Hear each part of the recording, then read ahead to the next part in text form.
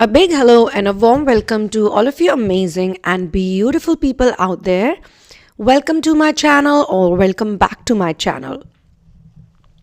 My dear friends, I had told you some time back that I would be making some changes to this channel, to the type of content I'm sharing. Because frankly, I don't work for views or likes. And I don't consider you people to be customers. I consider you people to be my soul family members, my soul tribe. You are my friends, I'm your friend. Some of you can consider me to be your elder sister. Some of you literally call me mom on the comment sections. Because I know you guys are looking for a motherly figure. And some of you who take personal sessions from me and therapies from me, you guys are helping me neutralizing your karma, because I support a lifestyle which is based on taking care of street animals, rescued babies, organic living, and sustainable lifestyle. So all of this requires my time and my effort. So I cannot be making content all the time like most other people do. And one thing that we all need to remember is that all of us are actually here to do mission work. All of us.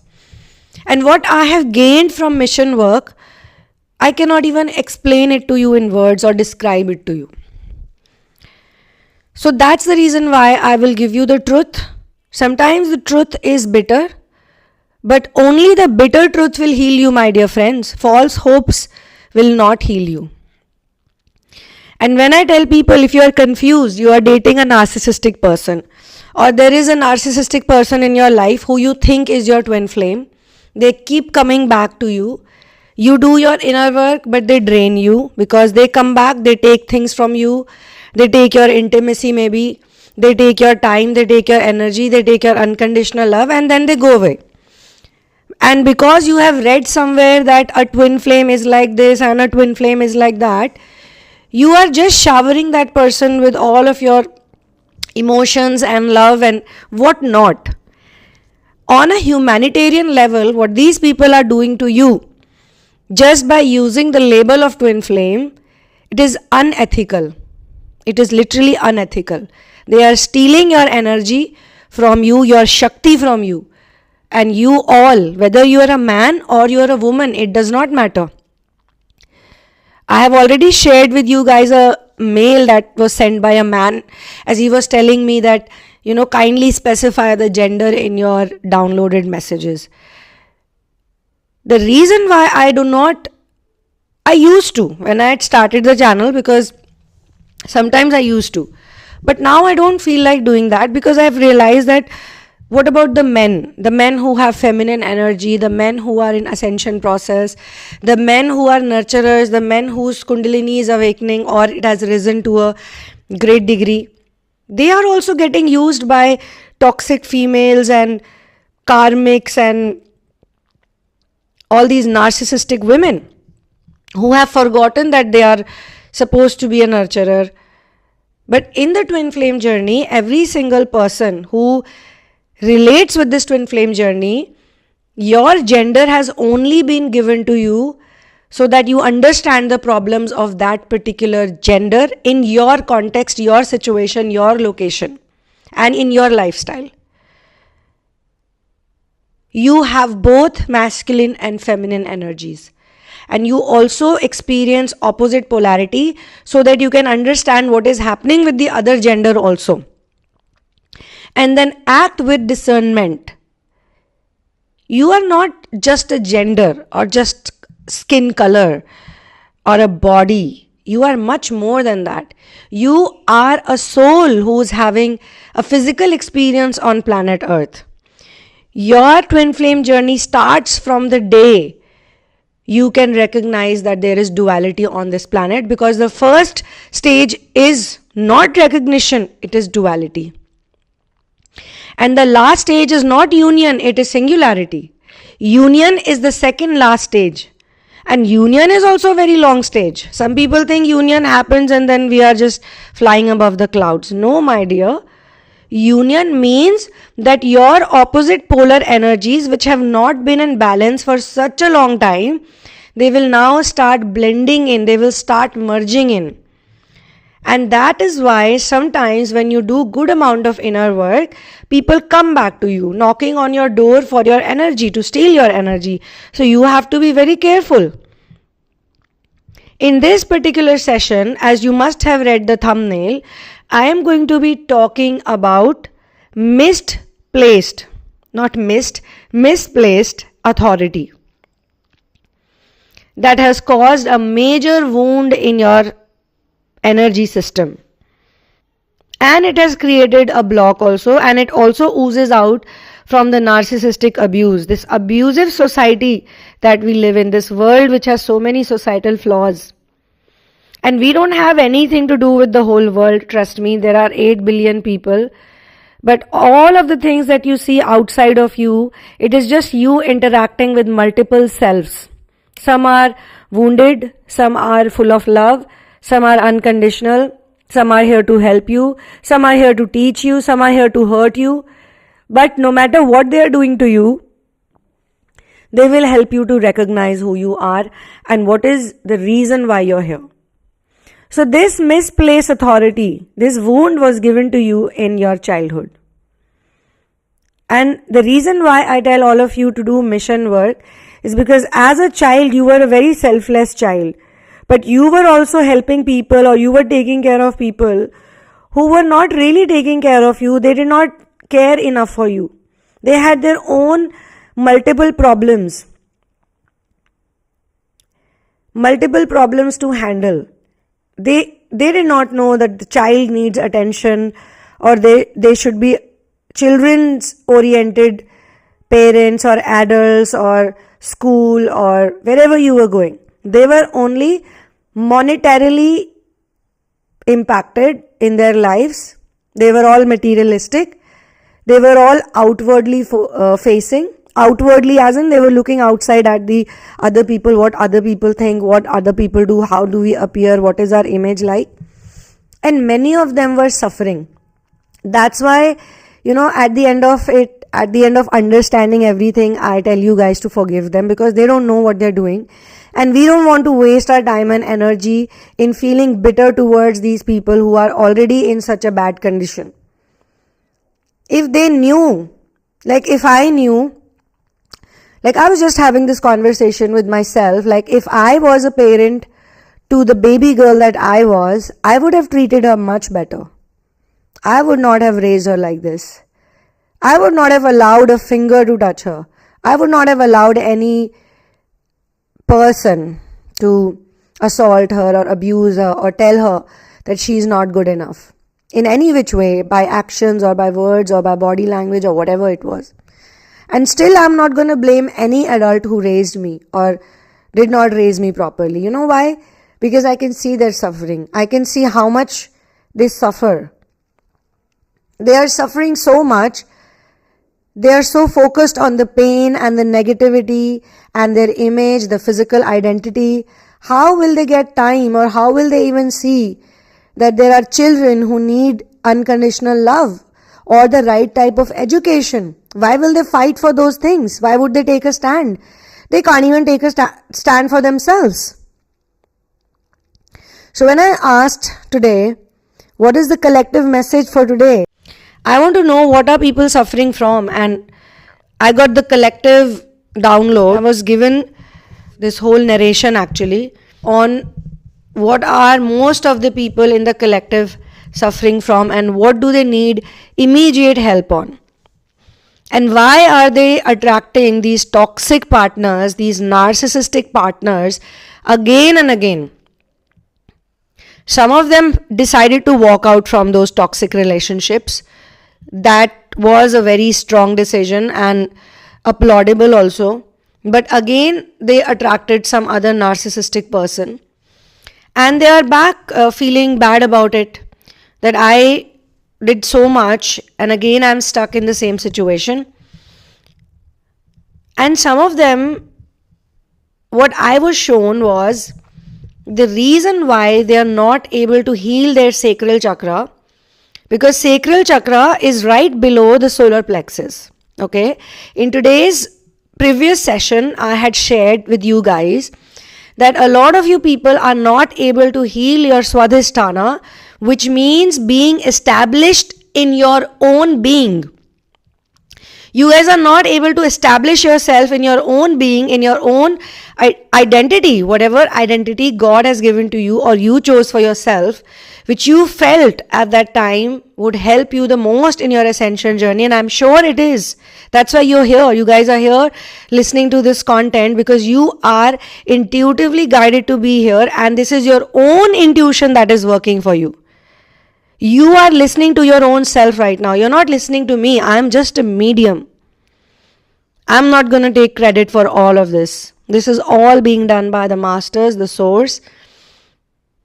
And it is also sort of quantum leaps that you are taking for your own growth. And it is much needed. Much needed for your growth. Okay? So, keep it up. Good job. That you're so concerned for your growth and for your healing. Because you guys know that, hey, this is a temporary life. All of this is an illusion. I got to get out of this illusion and I got to find a way back home. And you know, home is where the heart is. And actually, this statement is trying to tell you, it's actually guiding you towards your heart chakra. And your heart chakra only opens up when all the other chakras are plugged in properly. And it's very important for your solar plexus. And it is very, very important for your solar plexus to be fully healed, because it is your solar plexus, my dear friends, my dear family members, that will help you get aligned with all of your chakras.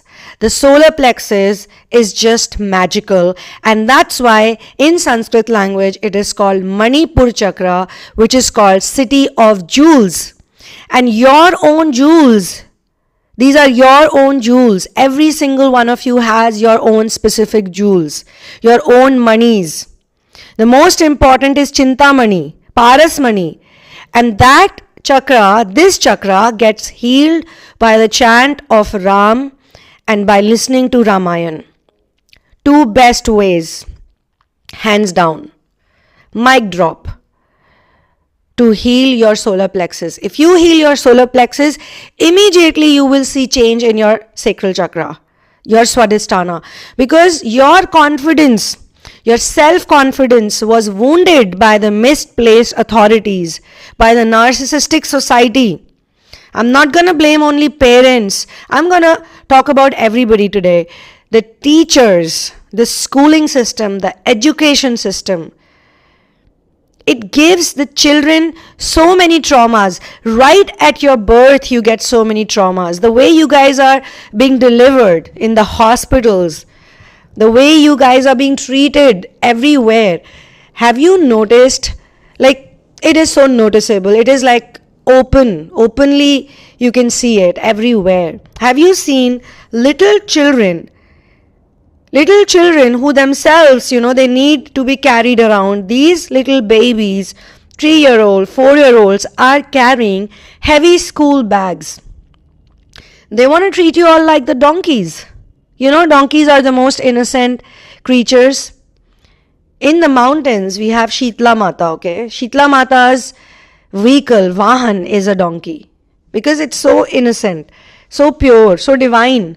But in this world, a donkey is treated like a dumbass. That's why it's called an ass sometimes. Because you can give whatever weight to the donkey and the donkey will obediently carry it. And this is exactly what they do to the children, and they program them to carry baggage at a very young age. And if you notice, the higher you go, you don't have to carry that much baggage. The high school children or some of the other children, they get the lockers or they have like a slightly lighter bag, But it's the kids who have to carry all the baggage, because that's the right time to program their minds and believe them into thinking that they're supposed to carry baggage on their shoulders all their lives. Because at that young age, the minds of the children are so soft, you can say like soft clay, that it can be molded into anything. Not only they are made to carry the baggages, the bags, but they are also thrown under the burden of getting high scores. They should get first, second, third position. They should win this medal, that competition, this, that. They are trained, they are forcefully trained to become envious and have competition with other people, other kids. The kids at that age, they should just be with their parents, they should just play, they should just make merry, they should just enjoy. And today, the kids, the babies are constantly looking into the screens. It's even worse than what it was in our times, trust me. These children need to be saved. Technology is very good, but there has to be a balance of sustainable living along with technology.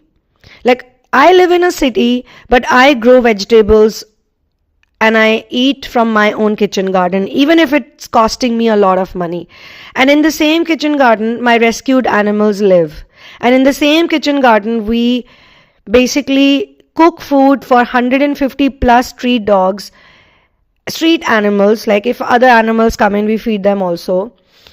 And right in front of that kitchen garden, we have an animal hospital. So everything is kind of like right there. So we use that space to cook food for the street animals. We use that space for fostering animals also. And you should, visit that place. You will feel a different vibration. Like normal people cannot even stand over there. Normal people don't like that place. I call it my oasis. I call it oasis because as soon as I enter that area, I enter that place, I feel uplifted. You know why? Because everything is like chemical free and there's so much love over there, unconditional love. The animals trust you, they love you. As soon as you enter the gate, they're just jumping on you, kissing you, hugging you. This is the environment, this is the education that every single child deserves to get. And we all need to eat the food which is chemical free, poison free, toxin free. And I tell people, I encourage people that guys, even if you have a small space, buy some grow bags, get the manure, grow stuff. Even if you're growing some tomatoes or chilies, because that's how I started. I started growing food in little pots. And I practiced for like 2-3 years. I tried, I learned. Like I can easily go and live in Nepal because I have a house over there. We have farms over there. It's a wonderful place. But the condition of the animals over there is not bad. So what am I going to do over there?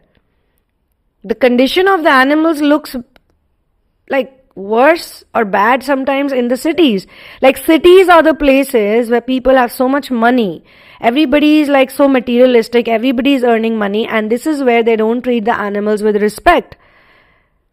The street animals, their houses are on the streets, okay? But we have a problem with that. We want to sterilize all the animals. Human beings, I'm not included in that, and I'm sure a lot of you are not. Human beings, and I'm talking about this, you know why? Because you guys are not getting treated any better than the street animals. Trust me. Because human beings need flora and fauna. They need the plants, they need the animals to grow. Along with them, the children need it. But we are not giving it to the children. We are just disassociating them. We are cutting them off from the nature. Nature is a mother. Nature is the first mother. Nature is all of our mother. Everybody's mother is Mother Nature. Earth is our mother. We need to walk on the grass. We need to touch the soil. We need to lie down on the soil. We need to get the shade of the trees. But we don't. We are not taught meditation in childhood. We are not taught any of the good things in the childhood. We are not taught how to grow our own food. We are not taught how to love the animals. If a single species, there's some say particular trees, okay?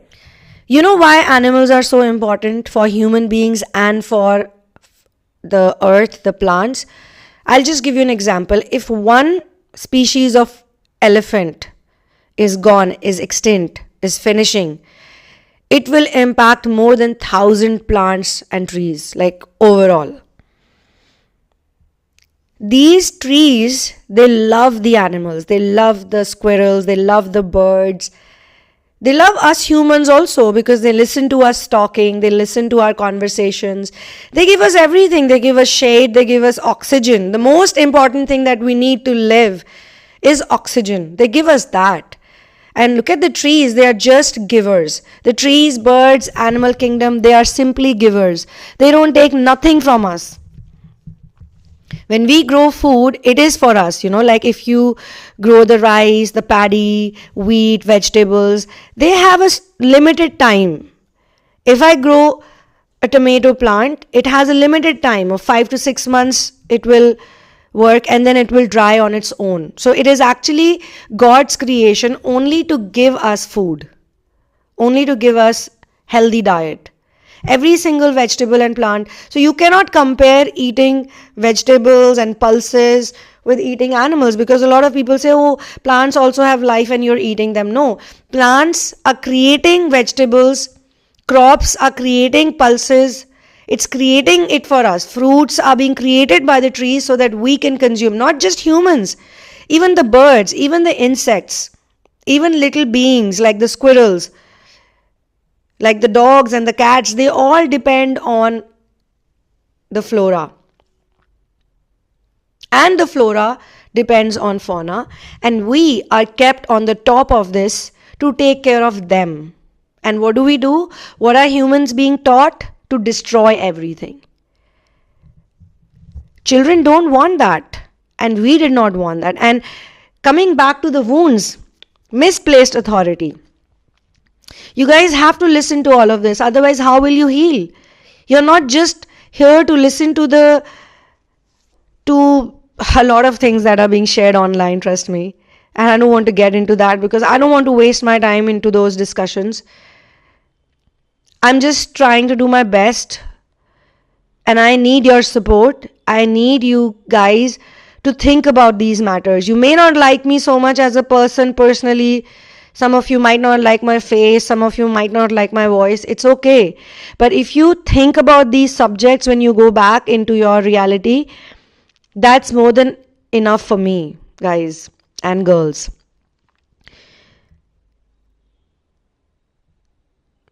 For example, your father or your mother beat you up for something. They accused you of lying, for example. You did not lie. You were speaking the truth. You were 100% speaking the truth. They beat you up. And when you try to convince them, when you try to tell them that, hey, I am not lying, Dad, I am not lying, Mom, I am speaking the truth, please believe me. And they said to you, either one of them or both, it's different for different people, so you guys just try to, relate it with whatever happened. You said, I am not lying, I swear I'm not lying. And they said, oh, we will never believe a person like you. You are full of shit, you are a liar or a cheater or whatever it is that they accused you for. After 3 days or after 4 days, your parents found out, or your father or your mother found out that you were not lying. You were actually speaking the truth. But they never came back to you and gave you that closure. You saw it on their guilty faces. You saw that they know that you were not lying or cheating or scamming or whatever they put the blame on you for. But they never came back to you. And in the same aggressive manner, they never gave you the closure and said that, hey, you know what? I'm sorry, I made a mistake. I'm so sorry I hurt you. I'm so sorry I misunderstood you, my child. I'm so sorry, my love. I should not have done that. Hey, come here. Let me give you a hug. Do you forgive me? I'm so sorry. They did not give you that closure. If not the parents, maybe it was somebody else. Maybe it was a teacher. Maybe it was some elder person, a grandparent or an uncle or an aunt or somebody. They never gave you that closure or that sorry or that hug or that acknowledgement that you really genuinely needed that day. They were ready to beat you up. They were ready to accuse you. They were ready to say a lot of things to you which you didn't deserve to hear. But after finding out about the truth, They did not give you the closure, and this is the reason why you have been attracting people in your life who never give you the closure. You're just looking for the closure. They cannot walk up to you. They're not big enough to say, you know what, I lied to you, or I cheated on you, or I am sorry, I misunderstood you. You know what, it was my mistake. Everything was just my mistake. Please forgive me. They never do anything to make up for the pain they cause you. This is happening because of misplaced authority. Highly misplaced authority. And they were misusing their authority. If they were not adults, or if they were not the elders around you, if they were not taking care of you, supposedly taking care of you, they would not have done any of this to you, right? If you were in good hands. And I'll tell you again, please don't take this in a negative way and then just waste your time blaming them. Just look at them. Did they even have those tools, those modalities, those gifts, or that kind of compassion to give you the closure? Could they have? Tell me. You can put down your comments if you've had these type of experiences. Say, for example, another experience or another example comes to my mind, which was obviously shared with me so that I can share it with you. Some of you would get a lot of emotional feelings right now just by listening to this channeling. Some of you could feel like crying. If you do that, if you feel like that, then please go ahead and just relieve yourself and release all of these negative emotions. Maybe it was a teacher and you were this talented, beautiful child, happy, singing, dancing, or doing whatever, maybe painting a picture or doing a project, speaking in the exhibition.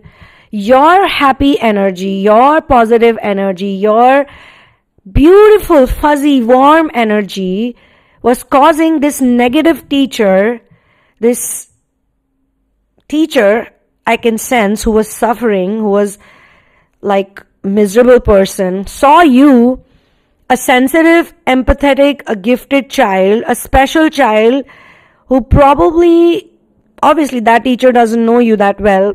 You know, you're born on this planet to be a volunteer, to be a contributor, to heal Mother Earth along with your healing. When you heal your wounds, you heal Mother Earth too, because Mother Earth is suffering more than you know. All of this pollution, all of this torture to the animals, to the innocent beings, to little babies, to innocent children, this misplaced authority. You know how much Earth is suffering just to even looking at all of this, just by looking at all of this? A lot. So you're actually, because you have the same nurturing energy, you have the same feminine energy, you have the same masculine energy, the healed masculine. They say that if Earth is the mother, then sky is our father. And Earth is married to Sky Father. So Mother Earth actually is married to Sky Father. So the Sky Father is the provider. That's why it rains from the sky, the sun comes from the sky, all of those. So they are not happy to see all of this either, because they are our actual, like, the topmost parents, you know, the forefathers, the original parents actually. They don't want their children to suffer. Just the way you don't like all of this, they don't like it either. So they're also suffering at the hands of the humans they trusted. They trusted the humans to do something good for everyone. But look at what most humans are doing, just living selfishly, spreading narcissism everywhere. So this evil, vile, miserable teacher, who was probably under the influence of some devilish energy, saw you and did not want you to express you. Did not want. And that was the wound they gave you in your sacral chakra, because they shook you. They probably slapped you. They probably abused you. They stopped you in many ways. Like, for example, they would just beat you up for not doing some homework shit, some project, or they would just treat you like you're a bad child. They would laugh at you. They would mock you. They would make fun of you. They would punish you. There was so much abuse that went on you by these teachers who were supposed to take care of you, love you, be like a parent. Our parents are not the only adults who are supposed to take care of us. The teachers have such a big responsibility to take care of the children. But what do? They fuck them up. They harass them. They hit them. They mock them. They do not want these happy children because, it irritates them. Whenever a person is influenced by demonic agents or demonic entity, negative energy, they will look at a pure divine child and they will get irritated by that child. Big time. They would be like, I don't like this child. This child is too happy. I want to punish this child for being happy, authentic, and real. And I can give you so many examples like these. Some of you got sexually abused by pedophiles. Some of you got sexually molested by elders. Some of them were in your family. Some of them were relatives. Some of them were probably neighbors. And till this day, you are the one feeling guilty. As if it's your fault that you got molested by them. As if it's your fault that you got sexually abused by them. It's not your fault. They are the one who are at fault. Because they used their authoritative position to harass a baby. Why should you feel guilty or why should you feel bad? Because you were the victim. You don't have to feel bad. And this is what they do. They make the victim feel like you are a criminal and they are not. And they are just like, yeah, I'm just doing what you deserve. No, you never deserved that in the first place.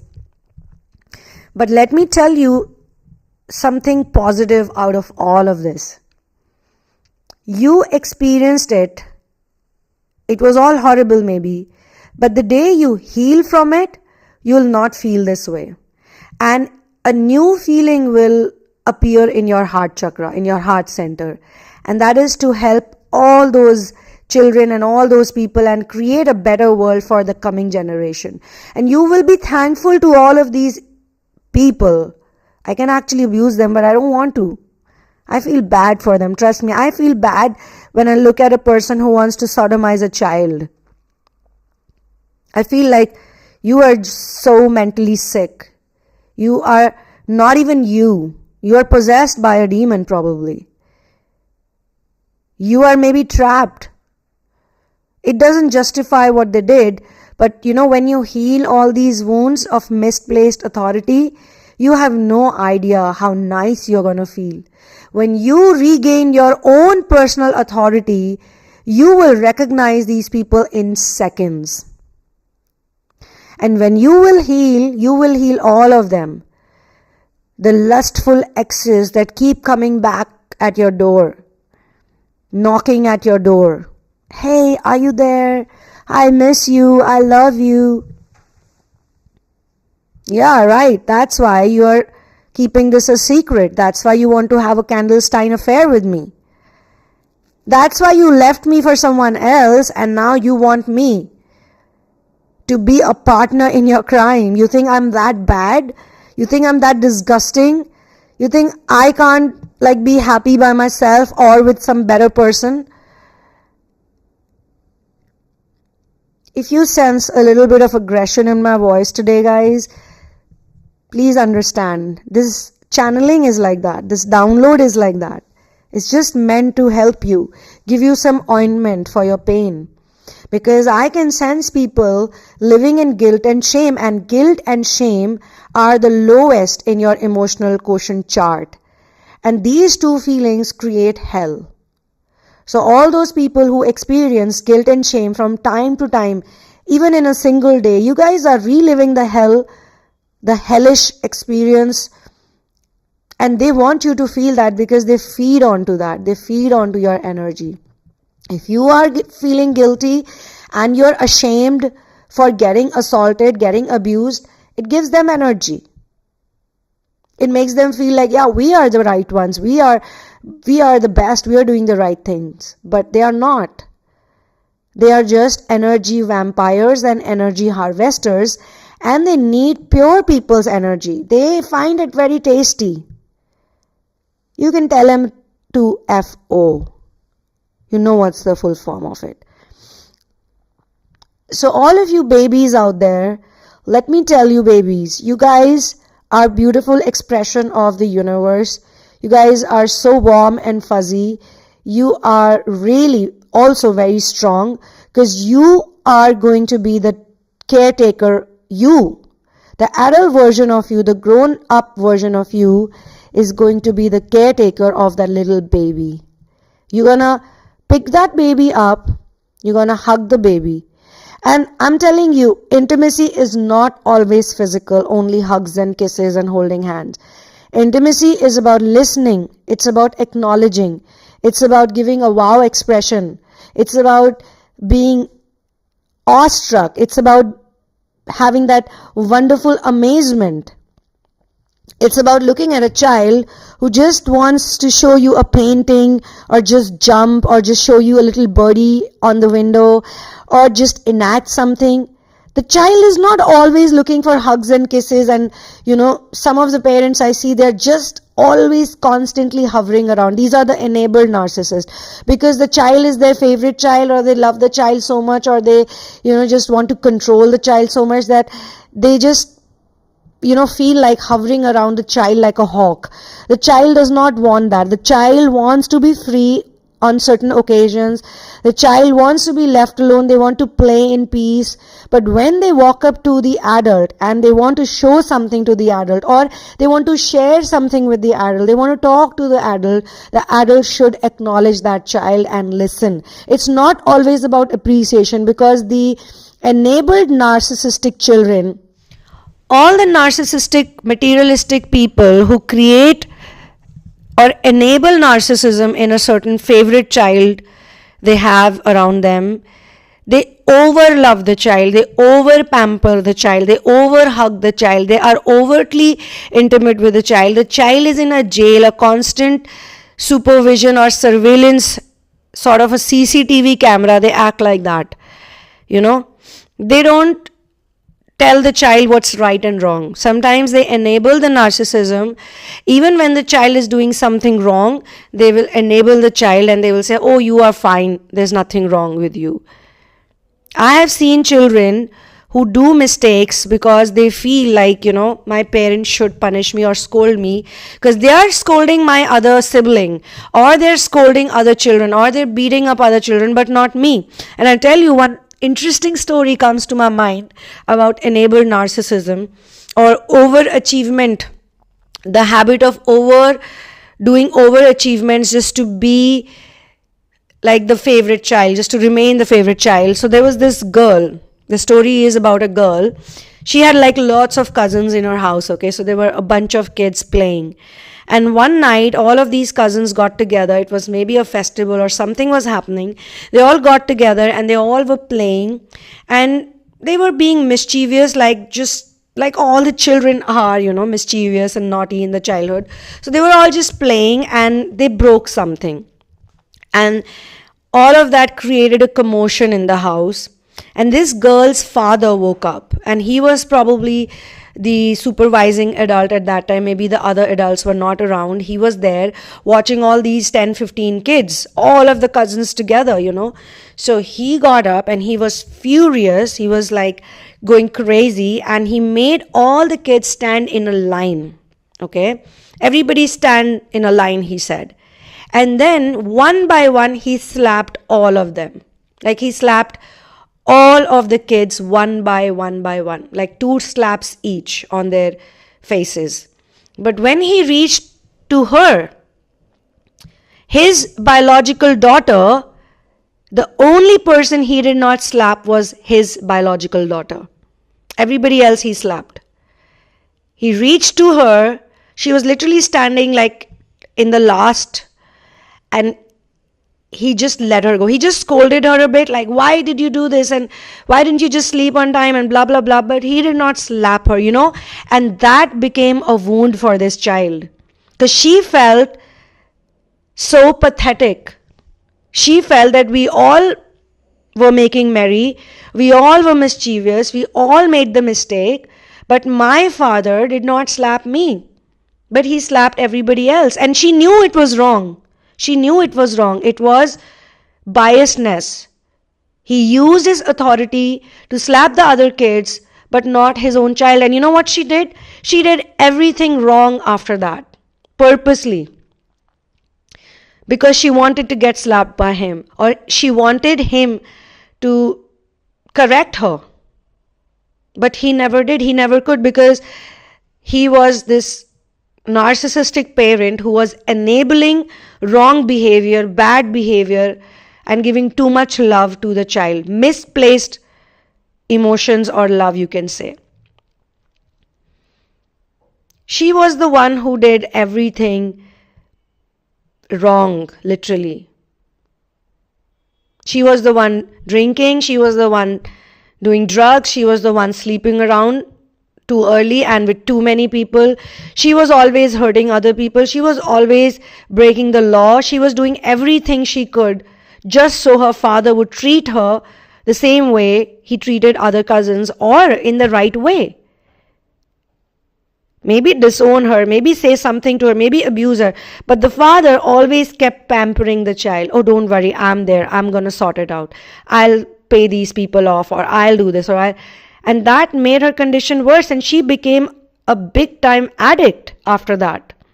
It took her a lot of effort to heal and to be able to reach this particular incident.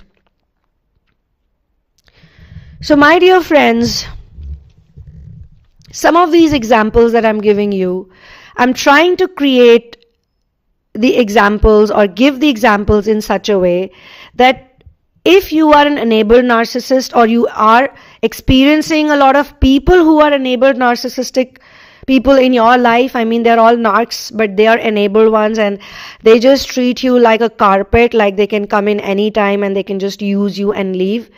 It could be because your parent was enabling, or your adults, or the society, the system you lived in, they were enabling other people, and those other children were taking too much from you, and you were just giving. Or you could have been an ignored child, a child which was never acknowledged, a child which was overtly punished or overtly burdened with chores and with studies and with expectations, and you, because you just wanted them to just give you some attention, some breadcrumbs of attention, you're just doing that, and that's why you could be attracting those narcissistic people who are the enabled ones, and the enabled ones might be just suffering unnecessarily because you don't want to be that person. You could be anyone. But if you're listening to me, let me tell you, you gotta heal this. You gotta work on this. If you have a big ego, you may not like any of this, but understand, ego has to die. Ego has to die, because ego death is a must.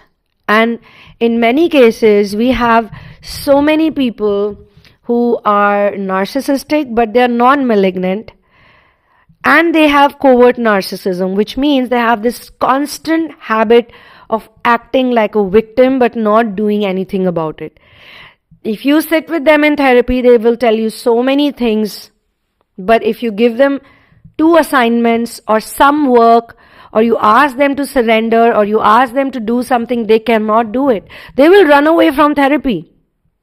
They will start finding faults in the person who is helping them, or they will keep looking for excuses.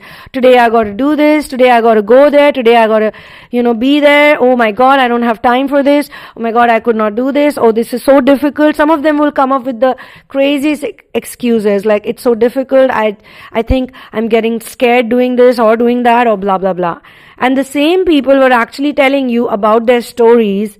Like, I was working with this person who was telling me all of the stories of valor and strength and this and that. But when it came to, like watching something on abuse or watching some stuff, I cannot do this because it's too difficult for me to deal with it or to handle it.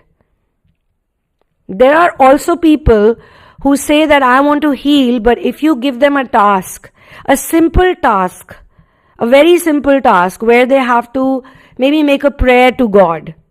You might find this like unbelievable, but yes, it has happened. Just make a prayer to God or just ask for help. They cannot do it because they have so much problem with authority that even to the invisible God, they have a problem. They cannot ask for help. They cannot say, yes, help me out, or I need protection, or I need your love, or please accept this or accept. They cannot say that because they have so much triggering. They get so triggered with anybody telling them. And these are the same people who are intuitively guided to do inner work. Nobody forced them. Nobody held them by their hand and said, hey, you got to do this. They want to do it. They are the ones researching. They are the ones looking for answers.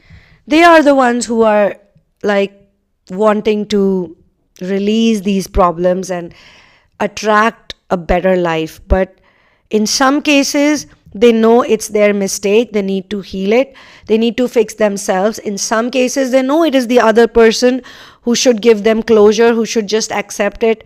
But none of that's going to happen until and unless you leave everything and you just say, I want this ego to die. Because in some cases, this ego is very covert. It's always telling you, oh, you're a poor victim. Oh, you're a poor victim. The whole world is so bad. Oh my God, I can't do this. I can't do this. I can't wake up in the morning, or I can't eat healthy food. I can't stop drinking. I can't do this. I cannot let go of my addictions, because I'm going to justify it. Because you saw some adults doing that. It's not you. You are just mimicking them. You're just mimicking them because they've taught you to mimic them. Because you saw them every time they had to change their life, or every time they had to do something, every time they had to own up to their mistakes, or they had to just accept certain things, they would just start crying and complaining and blaming and accusing the world, and they would be like, I can't do this, this is so difficult. So you as a child, you were like, maybe this is how adults behave, or maybe this is what human beings do. But there's something wrong, and that's why you are researching for information. That's why you're looking for answers, because you know that that's not the right way to live. Intuitively, you know it. There is something inside of you, or there is something above you that is guiding you to do this type of work. So on this note, I'm going to close this channeling session. For your personal situations, for readings or for therapies, you guys can check out the description box and you can book a therapy, or you can book a personal session to get some hand holding. If you can't do any of that and you still want to support my content, my work, you guys can do that by using the Patreon link.